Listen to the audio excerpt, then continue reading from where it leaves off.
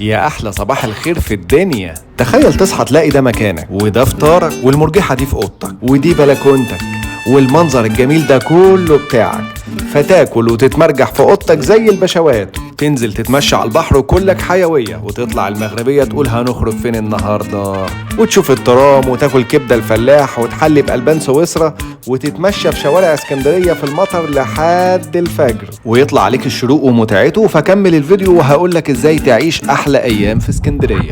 خدت شنطتي وطلعت على فندق ميرامار بوتيك اوتيل، اشيك برج في الابراهيمية، عندهم 12 غرفة باسامي وديكور لدول مختلفة، صورتهم هوريها لكم. وانا اخترت غرفة الكسندريا بتشيل لحد 3 افراد وكلها طاقة ايجابية، ديكور مودرن وشيك وبلكونتك بانوراما، المنظر منها تحفة. الفسحة اصلا في الفندق ده انت ممكن ما تنزلش البلد، شوفوا بنفسكم. ودي المرجحة اللي بتغسل قلبي اللي انا يعتبر مسافر عشانها. كمل الفيديو وعيش معايا 3 ايام في اسكندرية هيعدوا في دقايق، وفولو حالا لصفحتي محمد حلمي عشان تبقى من اصحاب حلمي.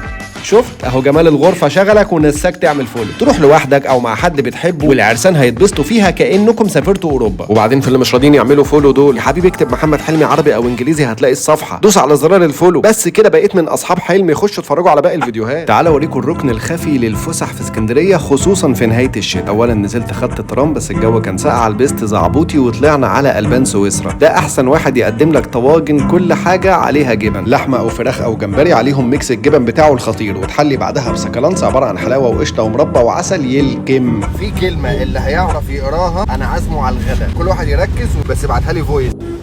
ميكروباص وعلى المنشيه، وتعالى اوريك متعه اسكندريه. حظي يومها ان المطره نزلت، وفي اسكندريه بيقولوا الدنيا بتشتي والناس كلها روحت بدري، بس انا اللي ماشي مستمتع بعد 12:30 بالليل. البلد كلها بتاعتي، وسط جمال وعظمه اسكندريه انا طاير من جوايا. غالبا بقالي فتره ما شفتش نفسي بالسعاده. وبعد لفه طويله طلعنا على اهم معالم اسكندريه وهو كبده الفلاح، طلبت من كل الانواع اللي هي كبده فقط، ورحنا بعدها على مسرح سيد درويش، بس حظنا ان هم كانوا وقت متاخر فكانوا نايمين. قلت خلاص نبقى نروحوا بالنهار، بس المكان جواه ممتع جدا. وخدت جوله اخيره على البحر اللي حظي كان القمر طالع، ورجعت على الفندق لما الفجر أذن. واحلى ميزه ان الجامع تحت الفندق. صليت ودعيت ليا وليكم. اخرج وتفسح ولف الدنيا بس ما تضيعش فرض ربنا، واشكر ربنا انه اداك الجسم اللي يلف والعين اللي تشوف المتعه والنفس اللي تستمتع، عشان ربنا يزيدك لئن شكرتم لازيدنكم. ودي قاعده لحظه الشروق، ويلا نبدا تاني يوم كله انبساط. صحيت لبست الحته الفيرزاتشي وقلت يلا لما نفطر.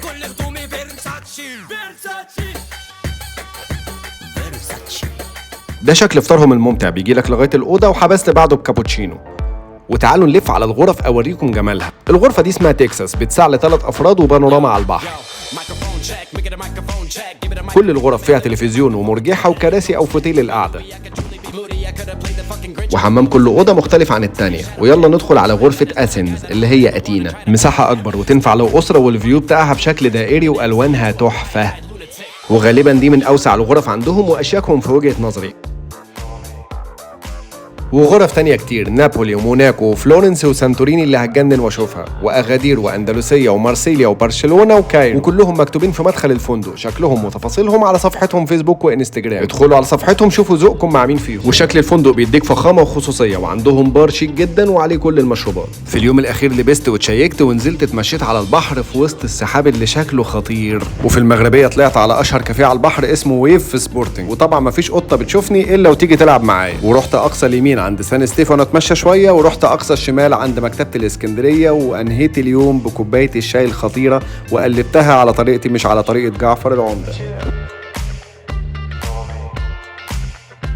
شكل البحر بقى من بلكونتك البانوراما، والقعده جوه الغرفه بالليل حكايه تانية خالص. اسكت ما اسكتش، لبست زي ما انت شايف، هنزل اشوف البحر هسيبه لمين؟